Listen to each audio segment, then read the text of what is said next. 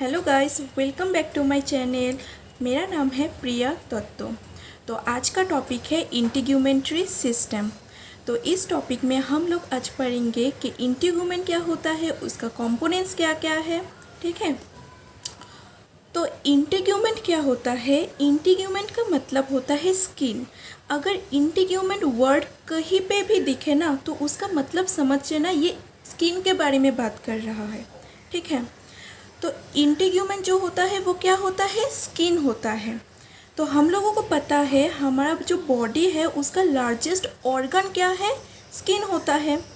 और स्किन हम लोगों को क्या करके रखता है? पूरे बॉडी को बाहर से कवर करके रखता है ना।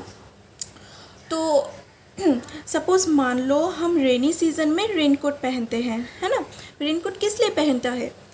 क्योंकि हम लोगों को प्रोटेक्ट रहना है बारिश से, है ना। तो प्रोटेक्शन के लिए हम लोग रेनकोट पहनते हैं। वो कवर हम लोग रेनकोट को तो हमारी बॉडी के ऊपर कवर ही तो करते हैं ना, फिर थोड़ी देर बाद उसको खोल कर साइड पे रख देते हैं। ठीक है, वो यूज़ करते हैं हम शॉर्ट टर्म के लिए। पर ये जो स्किन होते हैं वो भी हमारी बॉडी के ऊपर ही कवर होके पूरे बॉडी सरफेस में कवर होके रहता है। पर ये जो स्किन होता है वो नेचुरल होता है, हम लोग ये शॉर्ट टर्म के लिए यूज़ नहीं कर सकते। ठीक है, अभी अभी मेरा मन चाहा, अभी मैंने मेरा स्किन खोल कर फेंक दिया, ये नहीं कर सकते। ठीक है, तो स्किन क्या होता है? नेचुरल कवरिंग होता है बॉडी का। ठीक है, तो हमारी बॉडी के अंदर जो ऑर्गन्स रहते हैं लाइक लीवर, किडनी, हार्ट, इस सब में भी एक कवरिंग रहता है जिसका नाम क्या है? इंटीग्यूमेंट। ठीक है, वो भी इंटीग्यूमेंट से ही बना होता है। वो ऑर्गन का जो बाहर का कवर होता है वो इंटीग्यूमेंट होता है। ठीक है, तो इंटीग्यूमेंट का मतलब समझ गए ना कि इंटीग्यूमेंट क्या होता है? नेचुरल कवरिंग होता है किसी भी ऑर्गेनिज्म का। ठीक है, जितना भी ऑर्गेनिज्म है, लिविंग ऑर्गेनिज्म है, उसका जो बाहर का कवरिंग रहता है वो नेचुरल रहता है। नेचुरल जो कवरिंग रहता है उसको ही हम लोग इंटीग्यूमेंट बोलते हैं, मतलब स्किन। इंटीग्यूमेंट का मतलब क्या होता है? स्किन। तो स्किन के साथ साथ स्किन का कुछ डिराइव्ड स्ट्रक्चर्स भी है। डिराइव्ड स्ट्रक्चर्स मतलब जो स्किन के साथ जुड़े हुए हैं, जो पार्ट से जुड़े हुए हैं, स्किन के साथ कनेक्टेड है। जैसे कि हमारा जो नाखून है, नेल्स, देन हेयर्स, देन तुम लोग स्नेल में देखते हो ना, उसका शेल रहता है। फिर जो काउस, हॉर्स, कैमल्स, उन सब में हुप्स रहते हैं। तो ये सब क्या है? डिराइव स्ट्रक्चर है इंटीग्यूमेंट का। ठीक है, आप आते हैं इसके कंपोनेंट्स, मतलब इसके लेयर्स क्या क्या, कितना लेयर्स होता है स्किन का। तो स्किन का मेनली 2 लेयर्स होता है। ऊपर वाला एक रहता है और नीचे एक लेयर रहता है। जो ऊपर रहता है उसको हम लोग बोलते हैं एपिडर्मिस। क्या बोलते हैं? Epidermis layer. और सेकेंड लेयर को हम लोग बोलते हैं डर्मिस। ठीक है, और ये जो ऊपर वाला लेयर है, एपिडर्मिस जो लेयर होता है, उसके अंदर में भी 4 लेयर होते हैं। क्या क्या होता है? एक नंबर स्ट्रेटम बेसिल, दूसरा स्ट्रेटम स्पाइनोसम, तीसरा स्ट्रेटम ग्रैन्युलोसम और चौथा स्ट्रेटम कॉर्नियम। ये 4 लेयर्स एपिडर्मिस के अंदर पाया जाता है फिर से। ठीक है, आप आते हैं उसके सेकेंड लेयर पे।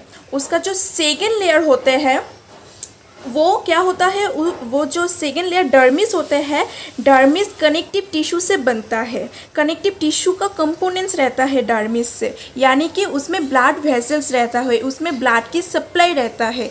एक बात ध्यान से सुनो, जो एपिडर्मिस ऊपर वाला पार्ट लेयर है उसमें ब्लड सप्लाई नहीं होता है। अगर तुम्हारा स्किन हल्के से ऊपर से रगड़ जाए और पील ऑफ हो जाए, देखना ब्लड नहीं निकलता।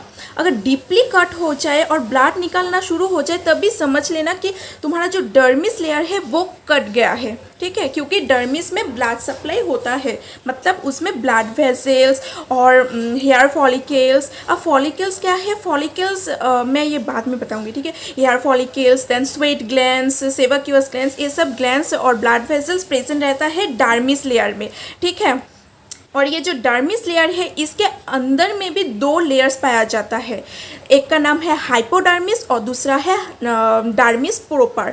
ठीक है, आप ये जो एपिडर्मिस है और नीचे वाला जो डर्मिस लेयर है, इन दोनों के बीच में एक मेम्ब्रेन पाया जाता है जिसका नाम है बेसमेंट मेम्ब्रेन। ठीक है, और बेसमेंट मेम्ब्रेन कहाँ से बना? Basement membrane extra cellular fluid, extra cellular मतलब जो सेल के बाहर रहता है, जो फ्लूइड मतलब मैट्रिक्स फ्लूइड सेम ही है, जो बाहर रहता है सेल्स के, उसको एक्स्ट्रा सेलुलर फ्लूइड बोलते हैं। उसका एक पतला सा परत से वो मेम्ब्रेन, बेसमेंट मेम्ब्रेन बनता है, जो कि एपिडर्मिस और डर्मिस लेयर के बीच में रहता है। ठीक है, तो ये जो बेसमेंट मेम्ब्रेन है, इसमें भी 2 लेयर्स पाया जाता है। ऊपर वाले लेयर्स को हम लोग बोलते हैं बेसल लैमिना, और जो सेकेंड लेयर होते हैं उसको बोलते हैं रेटिक्युलर लैमिना। अब चलो नोट्स में दिखते हैं। तो ये जो टर्म इंटीग्यूमेंट होता है, उसका मतलब क्या होता है? ऑर्गेनिज्म का नेचुरल कवरिंग और ऑर्गन का जो नेचुरल कवरिंग होता है। ठीक है, इसमें क्या इंक्लूड रहेगा? स्किन, जो कि हमारी बॉडी को बाहर से कवर करके रखता है, और उसके साथ ही साथ डिराइव स्ट्रक्चर्स भी रहेगा, such as nail, shell, hoof et cetera, ये सब। ठीक है, अब इसके कंपोनेंट्स दिखते हैं। तो इंटीग्यूमेंट्री सिस्टम जो है वो बहुत सारी पार्ट्स से बना हुआ है, जैसे कि skin appendages like hairs, nails, sweat glands, sebaceous glands etcetera. Sebaceous glands को हम लोग ऑयल ग्लैंड्स भी बोल सकते हैं। इंटीग्यूमेंट में 2 लेयर्स रहता है मेजरली। ठीक है, जो ऊपर वाला अपर लेयर है उसको बोलता है एपिडर्मिस, जो कि एक्टोडर्म से डिराइव होता है। अब ये एक्टोडर्म क्या है? जब हम लोग एम्ब्रायोनिक स्टेज में रहते हैं तब हम लोगों का 3 जर्म लेयर्स होते हैं, है ना, एक्टोडर्म, मेसोडर्म एंड एंडोडर्म। तो वो उस एक्टोडर्म से, ये एपिडर्मिस उस एक्टोडर्म से, ये जर्म लेयर एक्टोडर्म से डिराइव होता है। ठीक है, और ये सबसे मोस्ट सुपरफिशियल लेयर होता है जिसमें बहुत सारा सेल्स प्रेजेंट रहता है, जैसे कि stratified squamous, epithelial cells, melanocytes pigment cell है जो पिगमेंट मतलब मेलानिन प्रोड्यूस करता है, इम्यून सेल्स और सेंसरी रिसेप्टर्स मतलब जो बाहर का जो एक्सटर्नल जो एनवायरनमेंट है उसमें जो चेंजेस हो रहे हैं, such as heat, pain, touch, cold, ये सब सेंस करता है, महसूस करता है। ठीक है, एपिडर्मिस 4 लेयर से बना होता है। क्या क्या है? Stratum basale, stratum spinosum, stratum granulosum and stratum corneum. और उसका जो इंटीग्यूमेंट का जो सेकेंड लेयर होता है उसका नाम क्या है? डार्मिस कनेक्टिव टिश्यू से बना होता है, और उसका 2 लेयर्स होता है, एक लूज लेयर होता है और एक डेंस, इरेगुलर और टफ लेयर होते हैं।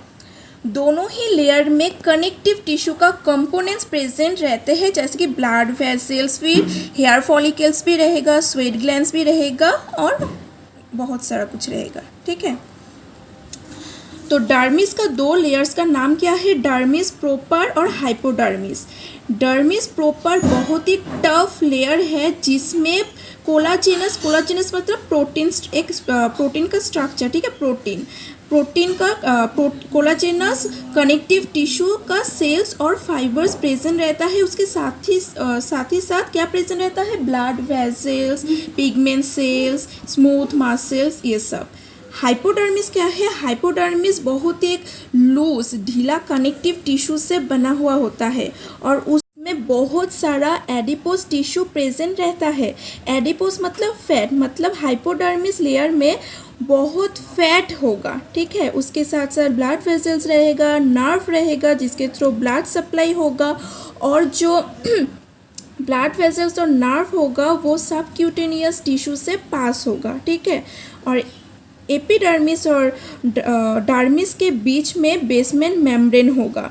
ठीक है, जो कि स्पेशलाइज्ड एक्स्ट्रासेलुलर मैट्रिक्स का थिन शीट से बना होता है, और बेसमेंट मेम्ब्रेन का भी 2 लेयर होता है। ठीक है, पहला है बेसल लैमिना।